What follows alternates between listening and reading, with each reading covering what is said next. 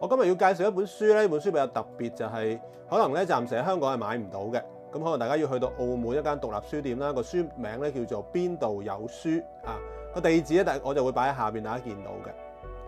呢本書嘅作者咧叫李睿俊，咁咧就其實咧我就識佢啊，佢係我嘅中學同學嚟嘅。咁咧佢係一位喺澳門好出名嘅一位藝術家。咁啊若干年前咧佢就走去讀博士啦，咁佢研究嘅課題咧就一位咧俾大部分人遺忘咗嘅一位喺澳門嘅藝術家，佢叫做 Ozio Agonci 啊。咁咧佢係一個意大利人嚟嘅，佢咧係差唔多係半世人咧都喺澳門生活啦，甚至咧係生兒育女啦。咁最後呢都喺澳門過身嘅。大家可能冇聽過咧Agonci呢個人啦，不過咧可能你會聽過咧嚇有一個樂隊個名叫做 Solar， 咁佢哋嘅成員咧兩位係一個雙胞胎嘅歐亞混血兒啦，咁佢哋咧其實就係Agonci嘅仔啦。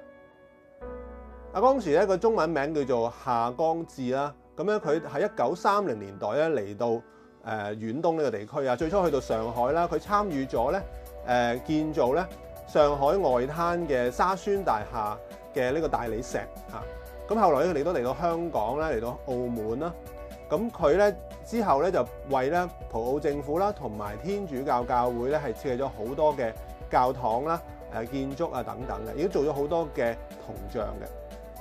我覺得呢本書咧其實係關於咧一個默默喺我哋身邊影響住我哋嘅一個社會歷史脈絡嘅，但係我哋平時係冇留意嘅，就喺意大利人咧同我哋嘅關係。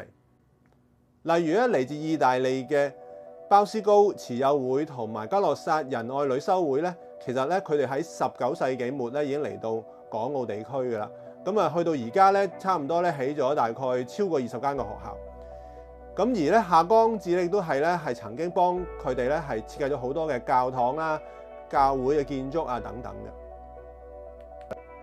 夏光智好多嘅建築咧已經係被拆咗嘅，咁但係咧就有一個其中一個啦，咁就係保存得最完整嘅，可以話係。咁咧就喺澳門嘅路環九澳七府聖母小堂。喺1960年代嘅時候咧，有一位嘅慈幼會嘅神父啦胡子義咧。佢咧就去到呢個麻風病人嘅村落裏邊咧，就去提供服務。同時亦都咧，佢邀請咗咧當時嘅夏光智咧，係幫忙咧係設計啦，同埋甚至去建造咧當時嘅一個聖母嘅堂教會。咁呢個教會象徵住咧聖母咧係庇佑佢呢啲院友啦。當時佢哋係喺個社會被遺棄嘅一群啦。咁亦都希望佢哋能夠咧互相咁協助啦，共建家園嘅。夏光智咧曾經係港澳地區咧嘅歐洲嘅建築師同埋工程師裏邊嘅其中一個好重要嘅成員啦。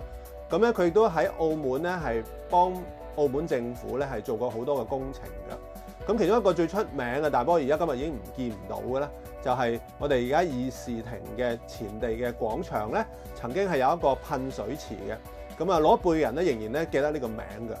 咁亦都係同時都係我嘅童年嘅回憶啊！我細個嘅時候咧就經常去到呢個噴水池啦。另一個例子咧就係愛都酒店外嘅壁畫啦。咁愛都酒店咧其實又已經被拆咗㗎啦。咁啊亦都因為佢被拆卸嘅時候咧，呢個外牆嘅壁畫咧引起好多人嘅關注啦。咁咧其實咧呢個壁畫以至咧個愛都酒店裏面好多嘅設計咧都係咧夏光智嘅手筆嘅。呢幅壁畫亦都係可以話都係我童年嘅回憶嘅一部分啦。咁啊不過咧我之前咧完全唔知道呢幅畫嘅來歷啦，裏面嘅象徵係點啦。咁睇過呢本書之後咧，先知道原來咧有幾豐富嘅內容嘅。據說咧夏光智咧亦都有作品喺香港嘅，因為當時佢嘅公司咧嘅業務係遍佈港澳嘅。不過咧暫時嚟講咧未有人揾到喺香港嘅作品，希望以後咧有更加多人去做研究啊。夏光智一生咧可以話佢係穿梭於葡澳政府啦、天主教會啦同埋華人社會之間嘅。咁佢個人嘅故事咧可以話係港澳地區喺全球歷史裏邊嘅一環。